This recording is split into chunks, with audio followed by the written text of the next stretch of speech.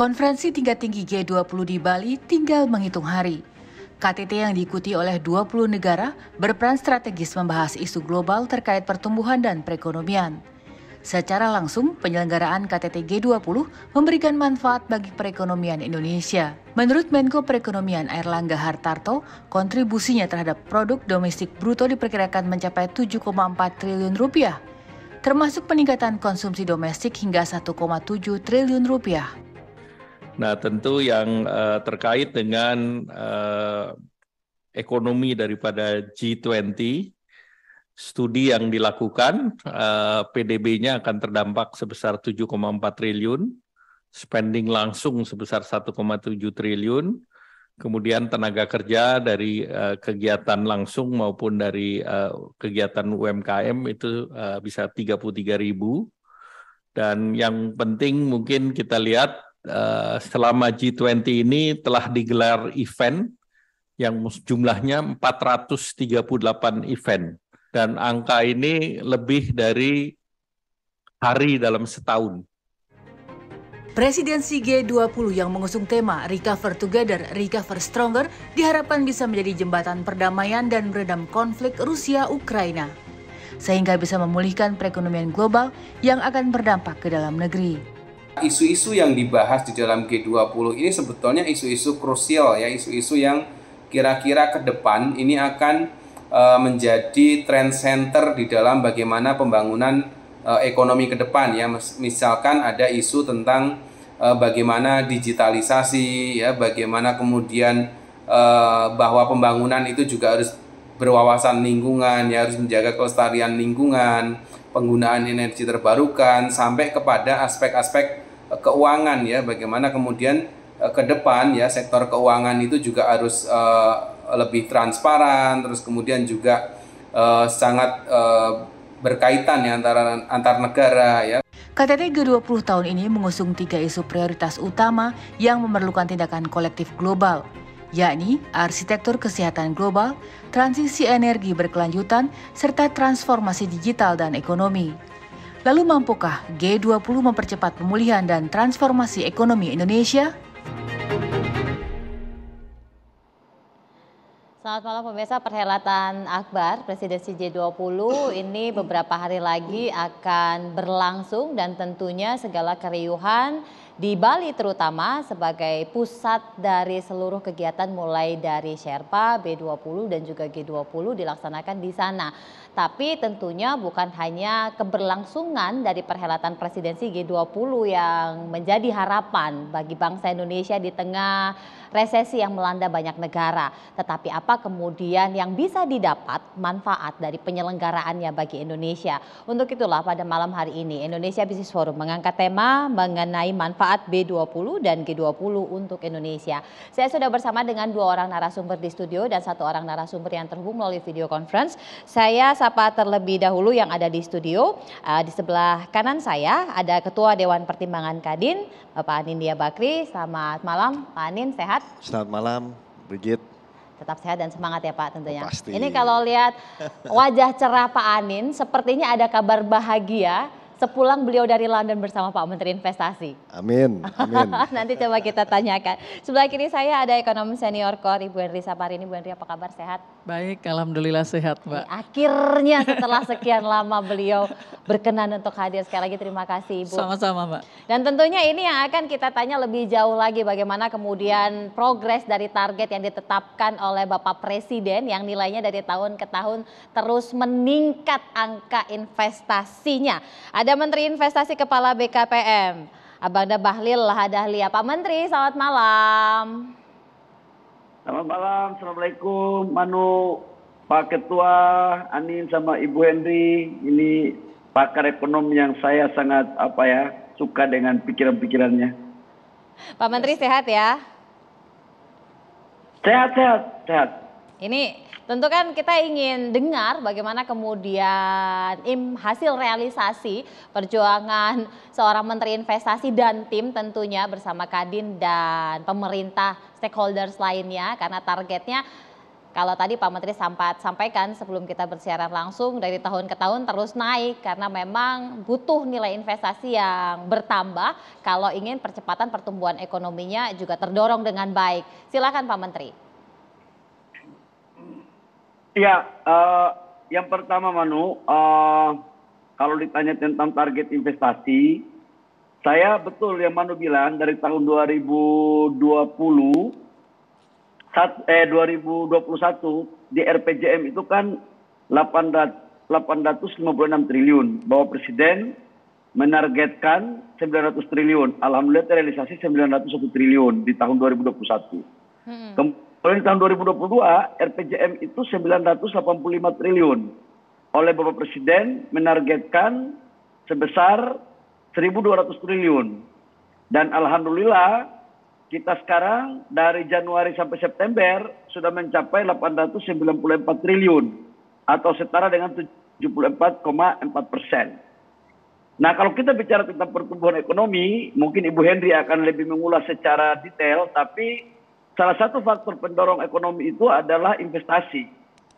Manu, harus diingat bahwa untuk pertumbuhan ekonomi kita di atas 5,2 sampai 5,3%, syarat mutlaknya itu investasi real itu harus 1.100 sampai dengan 1.200, soalnya 1.100 ke atas.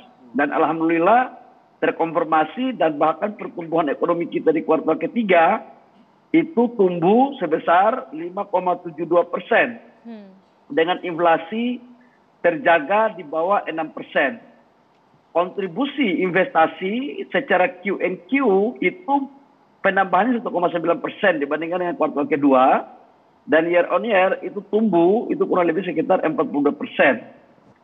Apa yang saya mau sampaikan Manu, kenapa sih investasi di Indonesia sekalipun di negara lain dalam kondisi yang mohon maaf tidak seberuntung kita, yang pertama memang ada rasa kepercayaan ya, ada trust. Ada trust dari publik, dari global maupun dalam negeri kepada Indonesia. Kenapa saya katakan demikian? Karena dari 894 triliun itu foreign direct investment-nya itu 52% dan PMDN-nya itu 48%. Sementara investasi antara Jawa dan luar Jawa itu di luar Pulau Jawa sudah lebih besar. Dan di Jawa, di luar Jawa 52%, 52,4%, di Jawa 47,6%. Dari potret itu, saya ingin menggambarkan bahwa faktor-faktor penyebab kenapa sampai kemudian itu bisa terjadi, selain dari rasa kepercayaan publik kepada pemerintah, yang kedua adalah hasil reformasi terhadap, hasil reform terhadap regulasi Undang-Undang Cipta Kerja. Ini sangat bermanfaat sekali. Yang ketiga adalah arah kebijakan negara dalam mendorong hilirisasi. Karena harus konsisten negara menerjemahkan transformasi ekonomi di bidang hilirisasi.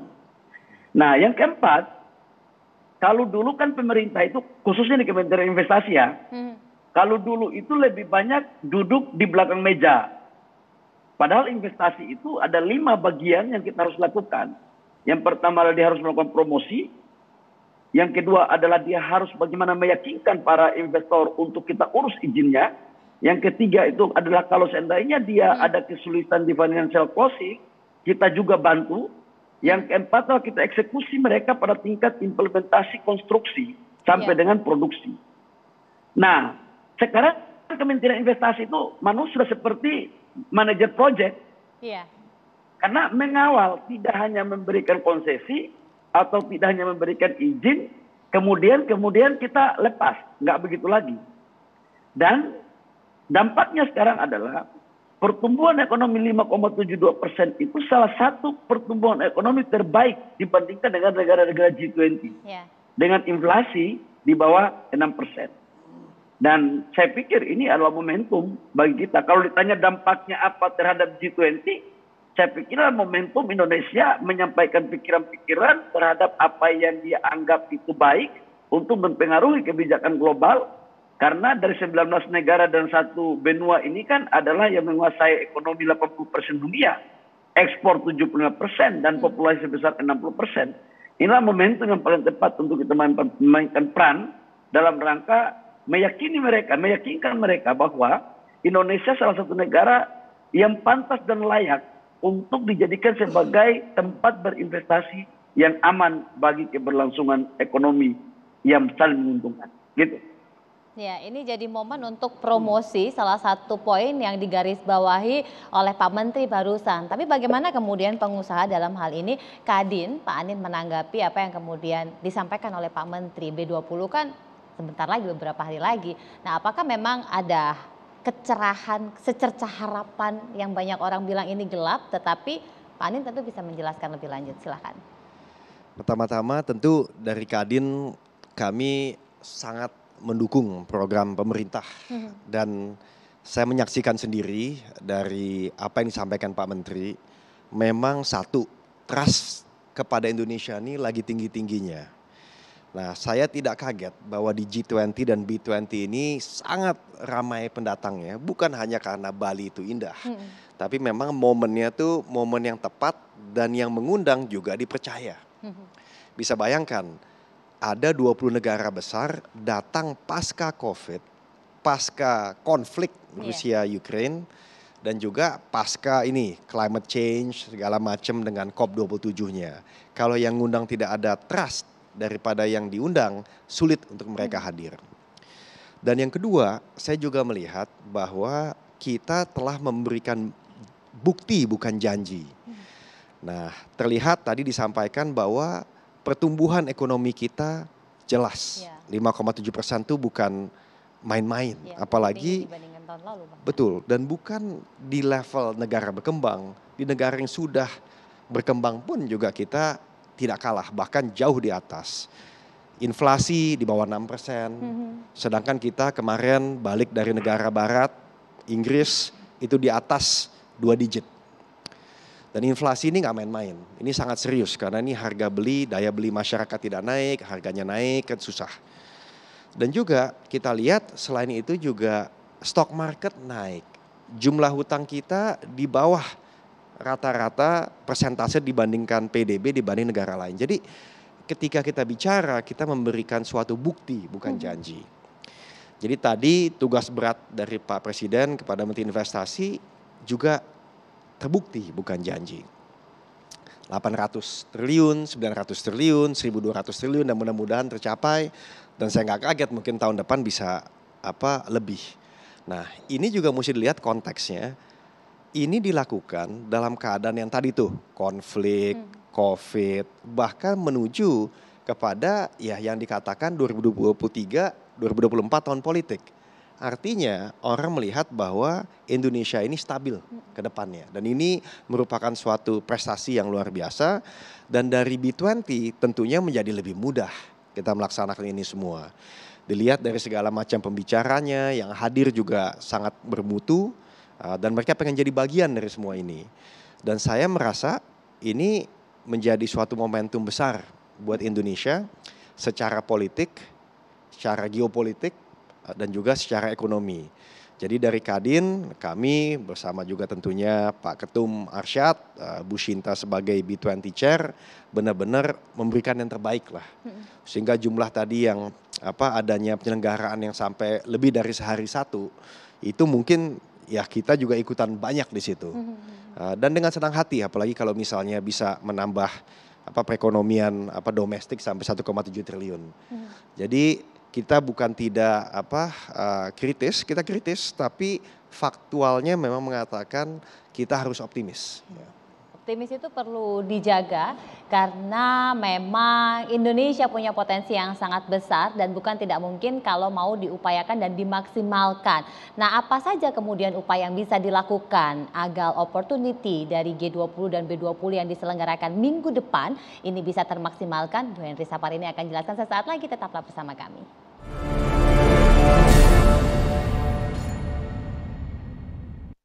Jadi ada harapan besar dari momen yang terselenggara beberapa hari ke depan baik B20 maupun G20.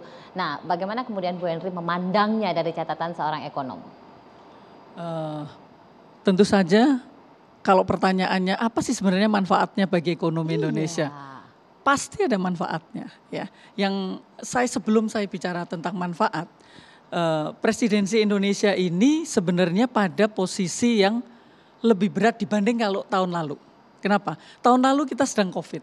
Semua posisinya sama, ingin mendorong ekonomi domestik gitu ya. Nah, tapi pada saat Indonesia presidensi tahun ini, semua negara sedang pemulihan.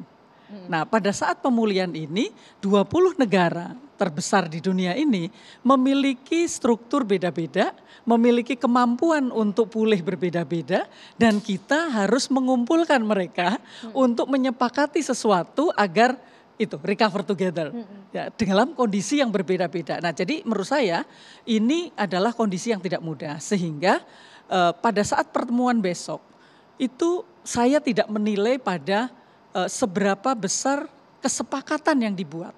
Tetapi kesepahaman itu menurut saya, kesepahaman itu artinya ada poin-poin besar yang harus disepakati, dipahami, dan juga harus dipahami juga bahwa negara-negara ini semestinya diberikan ruang untuk melakukan pemulihan dengan strategi yang berbeda.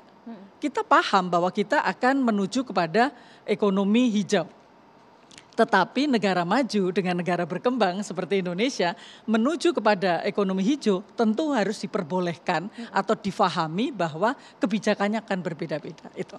Kita akan menuju digitalisasi sepakat 100%. Maka kita akan berhasil pada saat menyepakati seluruh peserta itu menuju pada digitalisasi. Tetapi dalam struktur sosial yang berbeda-beda tentu harus ada kepahaman dari negara-negara maju bahwa ini ada beberapa negara yang memerlukan strategi yang berbeda dengan negara maju. Itu yang pertama, Mbak. Kemudian yang kedua, kita juga bersyukur karena sekarang ini seperti disampaikan Pak Menteri, seperti kan Mas Anin tadi, bahwa kita momentumnya ini luar biasa. Yeah. Jadi semua negara pasti akan melirik Indonesia karena pada saat kita presidensi kita naik menjadi 7 besar. Yeah. Nah, jadi kalau kita melihat negara mana lagi yang akan dilihat, kalau ada negara besar sedang berkembang, kita sedang pada era bonus demografi, banyak milenial, dan kemudian kita kaya dengan sumber daya alam. Kalau kita bicara ekonomi hijau, kita akan bicara tentang energi hijau, kita bicara digitalisasi, sebenarnya Indonesia itu mau tidak mau akan menjadi sentral untuk bicara tentang itu. Ya. Maka kalau tadi Pak Menteri menyampaikan, pada era seperti saat ini kita kondisi sedang susah, tapi justru ekonomi Indonesia tidak hanya tumbuh di atas 5% ya, tetapi sumber pertumbuhannya, Pak. Jadi kalau sebelum krisis itu justru sumbangan dari krisis pandemi ya COVID, sumbangan dari konsumsi rumah tangga itu 56-58% ya, justru sekarang 50%. Karena muncul sumber pertumbuhan baru yakni investasi dan ekspor. Nah, jadi ini mestinya yang harus dijadikan tawaran kita ya dalam pertemuan G20, B20 ini, bahwa kalau bukan Indonesia siapa lagi lah kira-kira gitu. Karena kalau kita mau bicara energi baru terbarukan, kita merupakan salah satu negara yang tidak hanya memiliki potensi dari sumber daya alamnya, tetapi kita juga punya marketnya.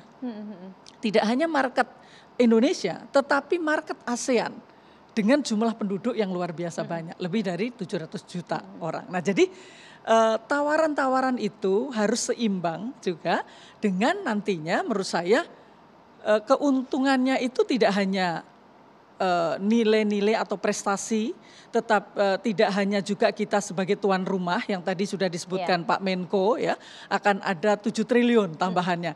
Saya rasa bukan di situ.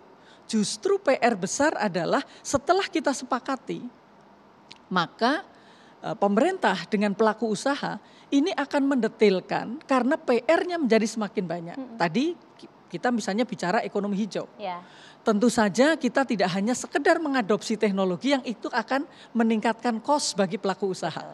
Ya, tapi kita harus mencari cara apa yang disebut dengan hijau bagi Indonesia. Nah, jadi bagaimana kita tetap kompetitif pada saat kita bertransformasi menjadi ekonomi hijau. Nah, ini yang membutuhkan PR-PR besar karena pelaku usaha di Indonesia itu sebagian besar adalah UKM. Dan sumbangan mereka adalah 63%. Artinya tidak mudah bagi Indonesia. Mungkin bagi negara-negara maju bertransformasi menjadi ekonomi hijau, mereka hanya menggantikan teknologinya saja. Tapi Indonesia, kita harus mencari formula yang tidak bisa kita adopsi dari negara-negara lain. Nah, inilah PR kita, karena salah kita memilih jalan, yang ada justru kita akan ada trap bagi kita, dan competitiveness kita justru akan tidak menjadi lebih bagus, tapi jadi beban. Gitu mungkin, Mbak. Tapi memang kalau kita lihat keseriusan dari pemerintah dalam salah satu upayanya transisi energi ini, bahkan dibentuk Task Force Energy Sustainability and Climate yang dikepalai atau diketuai oleh Direktur Pertamina. Ini luar biasa sebenarnya, benar-benar serius untuk energi baru terbarukan itu sendiri ya, Bu? Ya, dan karena memang tidak mudah, kenapa kita harus serius? Pada saat kita sekarang menghadapi pandemi dan setelah itu ada geopolitik, masalah geopolitik, maka kita justru tidak mudah untuk menuju hijau, untuk menjadi beralih kepada energi yang baru terbarukan. Karena justru sekarang semua negara malah justru setback. Balik. Nah, jadi inilah yang harus kita, di satu sisi ini menjadi peluang bagi kita, maka ekspor kita menjadi luar biasa. Tetapi di sisi yang lain untuk kepentingan domestik, ini menjadi PR yang luar biasa. Coba kita tanya sama Pak Menteri ini, ada bocoran kebijakan apa sebenarnya untuk bisa mengantisipasi apa yang disampaikan oleh Bu Henry barusan. Silakan Pak Menteri.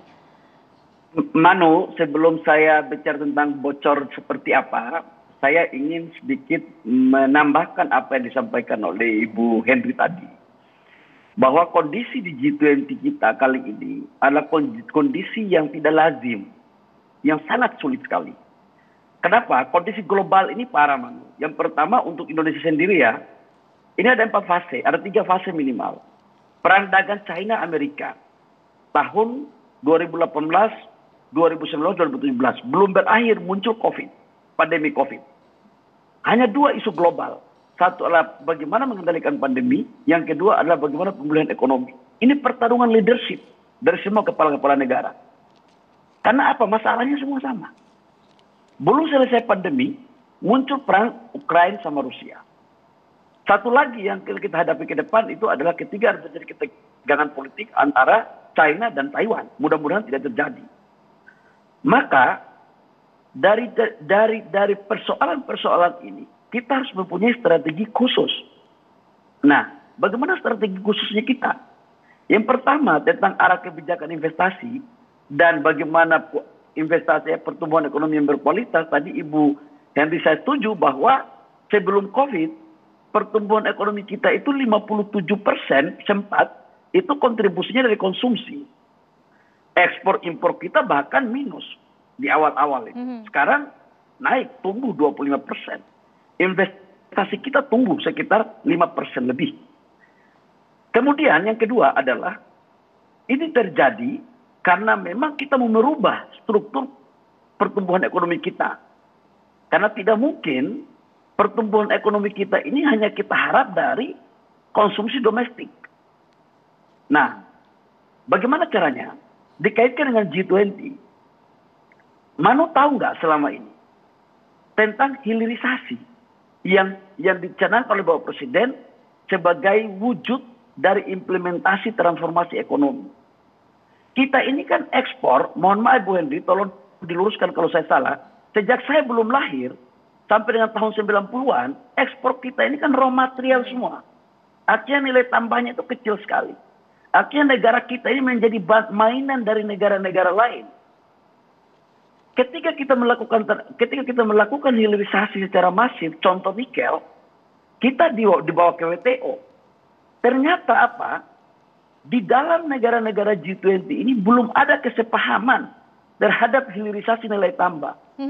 Kami di cluster trade, industry dan investment itu ribut 3,5 bulan kami ribut.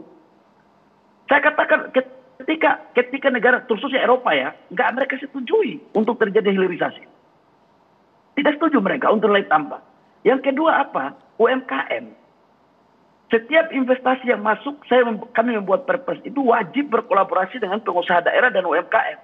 Ini pun negara-negara maju itu nggak setujui. Saya katakan kepada mereka, tuan-tuan yang terhormat, saya katakan begitu, bahwa apakah kami Indonesia ini tidak boleh mengikuti tuan-tuan? Seperti di Inggris katakanlah. Di abad ke-16, dia melarang ekspor woolnya. Karena dia jadikan sebagai bahan baku tekstil untuk dia membangun industrinya dalam negeri. Di Amerika pada abad 1920, dia mempergunakan pajak progresif 45% untuk seluruh bahan impor. Untuk apa? Tujuannya agar industrinya dalam. China pada tahun 80-an TKDN-nya itu 90%. Finlandia pada tahun 86 itu untuk perusahaan asing masuk maksimal 20%. Ini adalah strategi, saya bilang, ini adalah strategi yang dilakukan oleh negara-negara itu untuk bagaimana membangun hilirisasi industri dan nilai tambah di negara mereka. Tapi itu pun mereka tidak mau pusing dengan apa yang kita perjuangkan oleh negara yang berkembang, yang diasiasi oleh Indonesia. Terakhir saya sampaikan kepada mereka, apakah kami tidak boleh mengikuti jejak tuan-tuan yang telah menepaki anak tangga 1 sampai ke anak tangga yang tertinggi? Kalau memang itu nggak boleh, jalan apa yang kami harus lalui? Dan setelah saya katakan untuk mereka, nggak boleh dalam negara G20 ini adalah satu negara yang merasa lebih merdeka dan berkuasa daripada negara lain. Dan oleh karena itu saya harap kita harus saling menghargai untuk bagaimana kita maju bersama-sama. Itu baru disetujui kemarin. Jadi kemarin G20 itu baru disetujui. Pantasan kita dibawa ke WTO. Tentang hilirisasi itu, nikel itu. Yang kedua, UMKM itu, mohon maaf, salah satu negara adidaya nggak setuju. Jadi betul yang Ibu Henry tadi sampaikan, bahwa kita mau bicara tentang green energy, bicara tentang energi hijau, tapi struktur kita ini kan beda. Kita 63% GDP kita itu dari UMKM. Lapangan pekerjaan kita dari 131 juta, 120 juta UMKM. Dari total unit usaha 99,3% itu UMKM. Maka saya katakan untuk mereka bahwa negara kami, karakter kami, budaya kami berbeda dengan negara kalian. Karena itu kami meminta harus ada kesepahaman juga. Akhirnya disetujui juga. Lalu kemudian kita bicara tentang aliran investasi hijau. Tahu nggak bahwa aliran investasi hijau itu negara berkembang hanya mendapat 1/5 dari total aliran investasi hijau. Jadi tidak adil dan tidak merata ketika isu green energy akan dijadikan sebagai isu global, tetapi alur investasinya masuk tidak sama. Oh, kita dabrak juga, termasuk katakanlah karbon. Karbon, pasal 6 Paris Agreement itu mengatakan bahwa asas keadilan. Tapi tahu nggak, Man? Harga karbon 1 ton di negara maju dihargai $100. Dan di negara berkembang seperti Indonesia hanya harga $10. Karena dasar perhitungannya, capex-nya karena mereka sudah gundul, karena biaya investasinya lebih mahal. Kita katanya hutannya masih ada. Saya bilang, siapa suruh nenek moyangmu dulu gundul itu hutanmu? Masa kau begitu gundul kemudian kau harus membawa kita ke dalam alur berpikir itu? Saya bilang nggak fair. Maka kemudian apa yang terjadi, Ibu Henry? Kita membuat namanya Bali Compendium.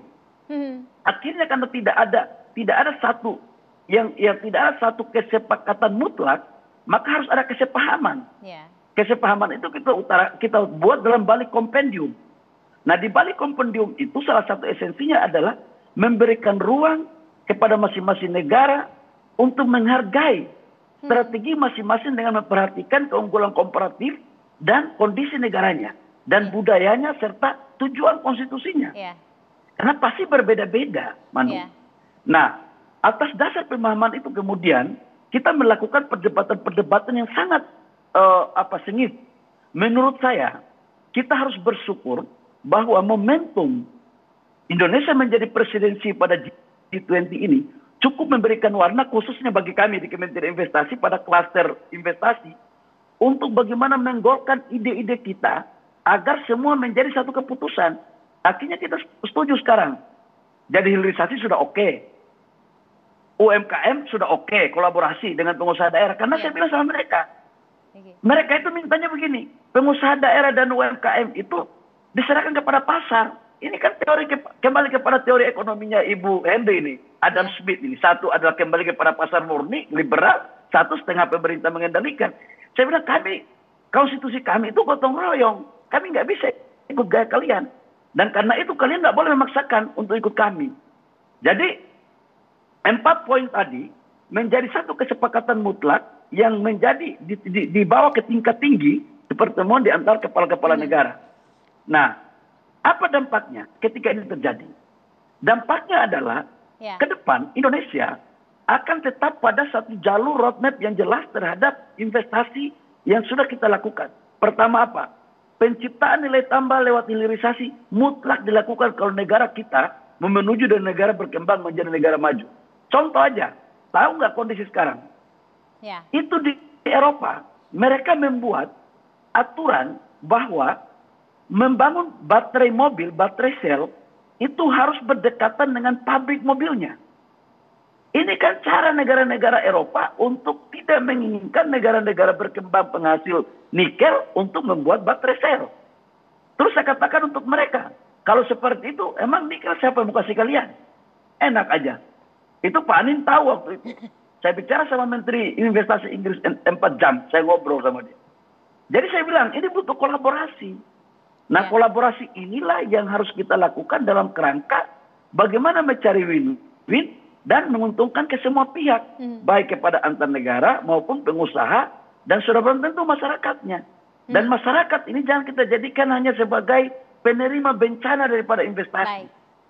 Mereka harus mendapatkan manfaat yang baik dan harus menjadi subjek dan objek dari kehadiran investasi manusia. Ini yang dimaksudkan dalam Undang-Undang Dasar 45 pasal 33 dan tujuan kita dalam berbangsa dan bernegara untuk menciptakan rakyat dan menciptakan kesejahteraan. Begitu. Ya, ini menarik sekali karena ternyata dari apa yang disampaikan oleh Bu Henry, kesepahaman itu sudah diupayakan dan pemerintah sudah mengusahakan dan disepakati tadi. Bagaimana kemudian pengusaha melihat opportunity besar dari hasil kesepahaman ini, Pak Anin akan jelaskan lebih lanjut sesaat lagi, tetap bersama kami.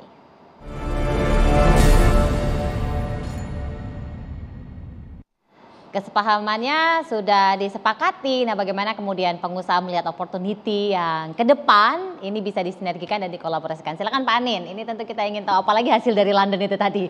Sudah di-mention berkali-kali. Saya rasa ya kita ini kan ngerti lah. Ini semua bagian daripada geopolitik. Ya. Tapi ya kita juga mesti punya posisi dong. Dan wajar-wajar saja. Nah, kalau saya tambahkan kan kita nggak bisa lari dari data. Nah, kita tidak bicara mengenai CO2 emisinya di negara lain selama 300 tahun terakhir karena mereka sudah berindustrialisasi lebih dulu. Kita bicara hari ini. Hari ini faktanya, contohnya negara maju seperti Amerika dan Kanada, setahun itu per kapita, per kepala 15 ton.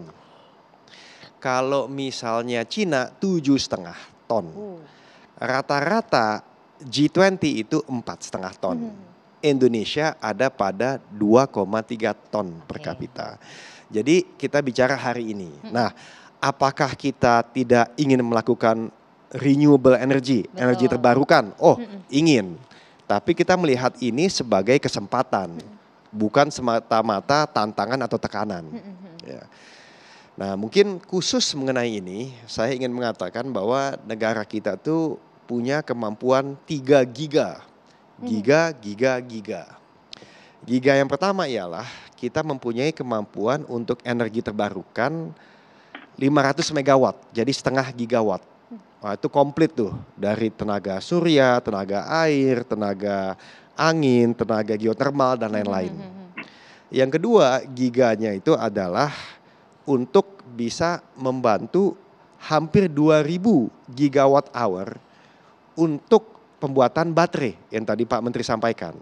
Karena nikel ini salah satu yang terbesar malah di Indonesia. Dan yang ketiga, dekarbonisasi. Kita punya 85 gigaton kemampuan untuk menyerap karbon dioksida tadi, CO2 tadi. Jadi kalau kita lihat, ini semua nih giga itu saya singkat. Great Indonesia, Great Air.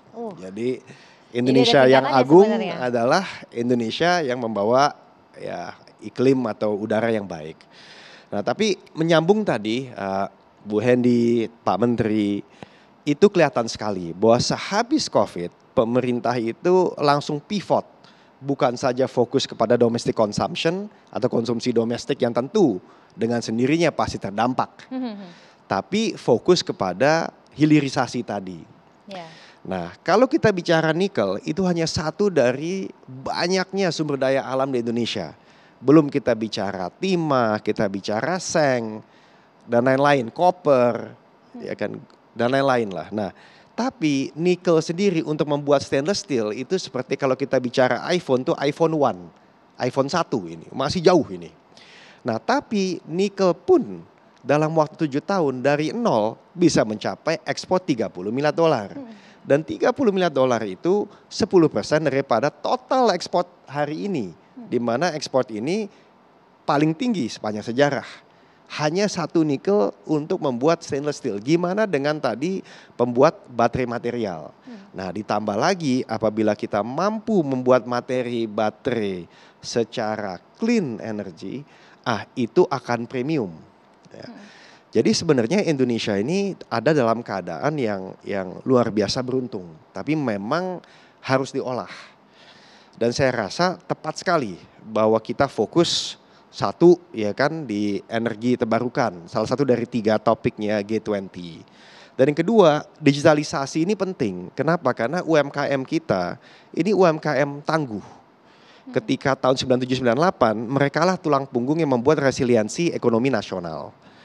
Lalu di tahun 2008 ketika ada ini isu keuangan global finansial, mereka tidak terdampak sama sekali karena mereka utangnya relatif sedikit.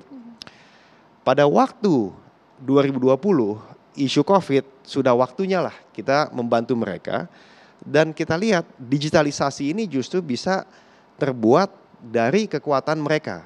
Kita lihat keberhasilan misalnya perusahaan-perusahaan seperti Goto, Bukalapak dan lain-lain itu dibuat daripada kekuatan digitalisasi dari UMKM. Dan terakhir singkat saja, ya saya juga ingin menyampaikan bahwa ilmu hayati atau life science atau mengenai arsitektur kesehatan ini juga Indonesia saya rasa bukan saja bisa sebagai penerima, tapi juga bisa pemain. Karena masih banyak bukan saja pandemi-pandemi besar yang akan datang lagi, tapi di Indonesia pun banyak penyakit-penyakit yang saya rasa mesti bisa basmi ke depannya seperti tuberkulosis dan kenapa tidak Indonesia lah yang menjadi pemimpin untuk penyakit-penyakit yang bisa dibilang di negara berkembang. Jadi saya rasa Indonesia ini dalam keadaan yang sangat strategis dan bisa menjadi suara dari negara-negara berkembang yang pasti didengar oleh negara-negara yang sudah maju karena memang mempunyai kepercayaan dan skala tadi. Ini ada optimisme dan potensi yang sedemikian besar dan pemerintah pun juga menunjukkan. Iya, Pak Menteri. Manu, saya mohon maaf, saya tambah 1 menit aja, 2 menit. Iya. Jadi gini sebenarnya, negara kita ini sebenarnya negara hebat. Cuman kita aja nggak percaya diri. Yang kedua, kita masih mau ditakut-takuti sama orang. Apaan? Emang mereka hebat apa sih? Gitu loh. Yang ketiga, kita jangan mau diatur. Kita harus berangkat pada pikiran kita. Dan buktinya, mohon maaf, selama 3 tahun saya di pemerintah, alhamdulillah saya di luar pemikiran awal saya. Saya pikir ini berat segala macam. Ternyata nggak berat-berat juga. Yang penting hatinya kita untuk negara itu yang benar. Hati kita negara yang benar, konsistensi, jangan mau ikut agenda orang yang merugikan negara, ikut agenda kita yang menguntungkan negara. Udah, Pak Anin tadi itu udah benar itu. Top itu, cocok pemimpin itu. Ya, konsistensi aturan dan ternyata memang pemerintah konsisten. Bahkan task force dari energi sustainability dan climate yang dibentuk ini pun usahanya bukan cuma untuk yang tadi disampaikan oleh Pak Anin, tapi juga melibatkan anak muda yang tadi bonus demografi Bu Henry sempat sampaikan. Nah, tapi kalau dengan potensi yang sedemikian besar, upaya yang sedemikian keras dilakukan oleh pemerintah, tentu ada tantangan yang mesti diwaspadai. Nah, catatannya dari Bu Henry. Baik Pak, jadi kalau kita balik lagi ya, ini G20 pertemuan ini kita tahu bahwa KTT ini tidak akan menelurkan sesuatu yang akan mengikat semua negara. Ya, jadi ini hanya pertemuan untuk menyepakati isu-isu yang penting dan kemudian memahami tadi. Tetapi justru setelah itu, misalnya tadi disampaikan oleh Pak Menteri bahwa mereka sudah paham kok, tetapi tidak ada yang bisa mengikat bahwa nanti akan ada ruang-ruang yang diberikan kepada negara-negara berkembang seperti kita tadi. Misalnya contoh Pak Menteri tadi, ya jangan dong bikin aturan pabrik baterainya harus dekat dengan pabrik mobilnya, kan bukan begitu. Ya. Mestinya dekat dengan sumber daya alam. Nah, ini masih ada pertentangan. Nah, bagaimana justru detailnya itu kita bisa menawarkan detail dari kesepahaman tadi dan bisa diterima oleh mereka. Nah, bagi Indonesia pertemuan G20 ini kan ada 2 track ya. Satu adalah financial track, yang kedua adalah Sherpa track. Nah, financial track itu mungkin termasuk bagi Indonesia memang itu sesuatu yang sangat urgent. Tetapi sudah banyak institusi yang menjaga tentang finansial global gitu ya. Misalnya yang sekarang penting adalah oke lah sekarang kita sepakat dong exit strateginya, kamu jangan semena-mena, harus koordinasi juga dengan negara-negara berkembang yang lain. Nah itu, tapi hal-hal yang lain itu lebih mudah dipahami. Yang menjadi PR besar adalah Sherpa track yang tadi didiskusikan oleh Mas Anin, didiskusikan oleh Pak Menteri. Karena sangat luas dan kita gapnya, kondisinya itu juga sangat berbeda. Nah justru sangat tricky di sini. Itu yang menjadi PR kalau tadi ditanyakan apa tantangannya. Justru di sini. Ini yang tantangan yang terbesar bagi kita. Misalnya setelah kita sepakat bahwa negara-negara seperti Indonesia yang memiliki sumber daya alam mestinya juga boleh mendukung dengan kebijakan perdagangan yang memungkinkan kita membangun hilirisasi. Gitu. Nah, Pak Menteri tadi sudah sampaikan pemerintah ini sudah oke untuk melakukan satu hilirisasi. Tapi itu baru satu sumber daya alam, yakni pertambangan. Yang itu adalah padat modal. Dan itu belum menciptakan lapangan pekerjaan yang besar. Padahal yang kita harapkan adalah era emas ini bagaimana kita menciptakan lapangan kerja sebanyak-banyaknya. Nah, jadi hilirisasi yang lain ini juga harus ditawarkan di sini karena isu pangan itu adalah isu global. Nah, hilirisasi pangan yang akan dilakukan oleh Indonesia dan sekarang ini belum menjadi prioritas, itu mestinya sesegera mungkin kita membuat roadmap-nya, ya, karena disitulah akan menciptakan lapangan kerja yang luar biasa dengan nilai tambah yang luar biasa. Dan ini timingnya akan menjadi sangat penting, tidak hanya untuk kepentingan domestik, ya, tetapi kita akan menjadi pemain penting juga di dunia selain yang berbasis pada tambang. Nah, ini yang semestinya kita harus berpacu dengan waktu karena disegerakan ini dalam beberapa hari. Tahun depan kita akan ada presidensi dari India. Apakah juga masih akan prioritasnya di situ? Nah, inilah yang harus waktu kita itu tidak lama gitu dan apakah kemudian yang menjadi concern kita hari ini tadi disebutkan oleh Pak Menteri, kita harus membangun hilirisasi, kita harus pertumbuhan yang inklusif gitu. Apakah juga masuk di 2024? Kita tidak bicara tentang politik, apapun ini akan masuk di dalam prioritas 5 tahun ke depan atau tidak? Kalau tidak, maka pertemuan kita yang luar biasa ini, menghabiskan energi yang luar biasa, peluang dan momentum yang luar biasa akan hilang. Nah ini pemerintah dengan para pelaku usaha, menurut saya ini justru yang berkepentingan. Ya, saya ingat 2009 waktu krisis di China, saya tanya kenapa China dengan pemerintah dengan pengusaha mereka bisa menelurkan kebijakan-kebijakan yang itu bisa menguntungkan pengusaha dengan luar biasa, tapi itu juga untuk kepentingan nasional gitu. Mereka menjawabnya gini, kami bertemu 100 jam per minggu untuk sampai pada kebijakan yang detail seperti tadi, didorong untuk ekspor ke seluruh Asia dan para importer tidak perlu bayar dulu. Ya, yang membiayai adalah Bank Exim China. Menurut saya hanya dari satu contoh itu saja, itu tidak mungkin kita hanya rapat selama 1 minggu. Gitu. Nah, jadi apalagi kita ini punya PR dan punya peluang. Kalau saya ngelihatnya ini bukan pekerjaan rumah ya, tapi saya sepakat dengan Mas Anin tadi. Ini justru peluang, gitu. Karena kita punya semuanya, gitu, Mbak. Nah, apakah kemudian peluang ini sudah tertangkap dan sudah dibahas? Nah, nanti kita bahas saat lagi ya, Bu. Kita jeda dulu.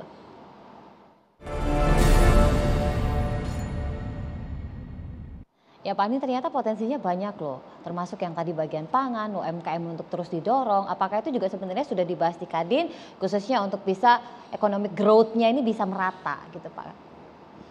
Jadi memang ya, saya lihat sekali lagi lah, namanya pengusaha kan, selalu melihat segala macam tantangan itu kesempatan. Nah tadi yang disampaikan Ibu Hendy itu benar sekali, bahwa sudah bagus ada hilirisasi dari tambang, nanti saya akan bicara sedikit. Tapi secara alami ya tambang itu akan habis. Ya. Nah akan tetapi kalau pertanian bukan saja tentunya dinikmati untuk tenaga kerja oleh banyak UMKM, tapi itu ya tidak akan habis. Selama tentunya kita punya curah hujan, matahari, dan juga tanah yang sangat luas. Dan pada saat ini sangat relevan karena inflasi yang terbesar di negara-negara luar, terutama barat, adalah inflasi yang disebabkan karena kebutuhan makanan pokok. Nah ini kalau tidak ada krisis yang tadi, Rusia, Ukraine, mungkin ini isu yang bisa dibilang isu negara berkembang. Tapi ini jadi sekarang isu negara maju. Nah, tapi kita bukan saja untuk menyediakan kepada negara maju, tapi bagaimana kita bisa menjadi pemimpin dalam bidangnya. Nah, lompat sedikit kalau misalnya pada tambang, saya merasa kenapa tidak Indonesia ini bisa menjadi Saudi Arabianya elektrifikasi. Saudi Arabianya misalnya energi terbarukan. Saudi Arabianya misalnya ini contoh ya untuk dekarbonisasi. Nah saya melihat memang ini semua mungkin saja. Nah saya lihat sudah banyak upaya-upaya pemerintah dengan adanya membuat suatu industrial park. Misalnya di Kaltara yang luar biasa dengan energi hijau, ingin dilakukan hilirisasi di berbagai macam bidang, aluminium dan lain-lain. Tapi saya rasa banyak juga tempat-tempat lain yang kita bisa membuat mini industrial park, mungkin net zero industrial park, yang merupakan gabungan daripada menggunakan energi terbarukan, tapi juga menggunakan tentunya keberadaan dari tadi hutan-hutan yang menyerap karbon dioksida atau CO2 ya. Dan tentu kegunaannya salah satunya untuk bisa membantu ekosistem kendaraan listrik yang Indonesia ingin menjadi pemimpinnya. Jadi saya rasa sih itu semua tuh membuat pengusaha tuh harusnya tidak perlu banyak bicara, tapi banyak bekerja saja karena begitu banyak kesempatan-kesempatan. Dan kesempatan ini bisa juga istilahnya tuh kalau orang bilang do well and do good at the same time. Jadi berhasil tapi juga memberikan manfaat yang bersamaan. Jadi kalau saya sih melihat ini sangat optimis dan ini juga tidak lepas dari bahwa kita tentunya berterima kasih dengan kepemimpinan selama ini sehingga kita bisa menatap 20 tahun ke depan menuju Indonesia emas. Pak Menteri, silakan terakhir dari Pak Menteri. Saya hanya menyampaikan bahwa pertama, apa yang kita sudah gagas dan perjuangkan sekarang, satu kekhawatiran bagi saya, yang juga menjadi kekhawatiran bagi Bu Henry, adalah apakah ini bisa dilanjutkan kepemimpinan ke depan atau tidak. Karena kalau tidak, ini kita kembali ke nol lagi. Ini menurut saya yang harus menjadi konsen bagi, mohon maaf, siapapun besok yang akan memimpin bangsa ini. Satu, karena hilirisasi pada semua sektor ini harus menjadi bagian terpenting. Menurut saya tidak hanya tambang. Pangan saya setuju, Bu Henry, kemudian hilirisasi di sektor jenis pertambangan lain, kemudian kayu. Hampir semua sumber daya alam kita harus kita bangun hilirisasi. Karena itulah untuk bagaimana meningkatkan upah kerja juga, tenaga kerja kita. Yang kedua, menurut saya adalah di era ketidakpastian ekonomi global, yang dalam bahasa saya itu ekonomi 2023 itu global akan gelap. Kita ini harus pandai bermain. Yang saya takutkan adalah kita akan bisa masuk kegelapan, padahal sekarang sudah secara cahaya pertumbuhan ekonomi kita 5,72, inflasi di bawah 6%, Kalau kepercayaan global, kepercayaan publik kepada pemerintahan kita mulai menurun, ini hati-hati man. Ya. Jadi ini bukan persoalan bicara politik yang bikin takut-takutin. Saya lihat ada beberapa tokoh yang mengatakan bahwa nanti ekonomi Indonesia akan baik-baik saja 2023. Hati-hati. Manu ingat bahwa siapa yang pernah menyangka Inggris negara kuat seperti itu akibat karena salah membuat kebijakan oleh pemerintahnya, akibat karena berganti-ganti terus pimpinannya, dan dia membuat kebijakan menurunkan pajak dengan harapan untuk memberikan penguatan kepada upah untuk merangsang konsumsi domestik. Direspon negatif oleh pasar keuangan. Saya tidak bisa membayangkan ya. Kalau kemudian negara kita akan bisa seperti itu. Baik. Dan diingat, sekarang sudah 16 negara yang pasien IMF. 28 negara antri.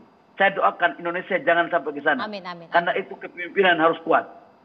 Baik, terima kasih Pak Menteri Investasi. Mudah-mudahan kita semua bisa menghasilkan yang terbaik dari penyelenggaraan B20 dan juga G20. Sukses selalu Pak Menteri Investasi. Terima kasih sudah bergabung bersama kami Pak Anindya Bakti. Terima kasih sudah bergabung dan juga tentu Ibu Henry Saparini nanti akan sering-sering kita undang ya Bu. Sekali lagi mudah-mudahan saja ada hal karena bukan momennya sekarang saja tetapi kedepannya bisa termanfaatkan dengan baik dan seluruh potensi itu bisa dimaksimalkan untuk kemakmuran bangsa dan negara. Saya Brigita Manuara pamit. Selamat malam. Sampai jumpa.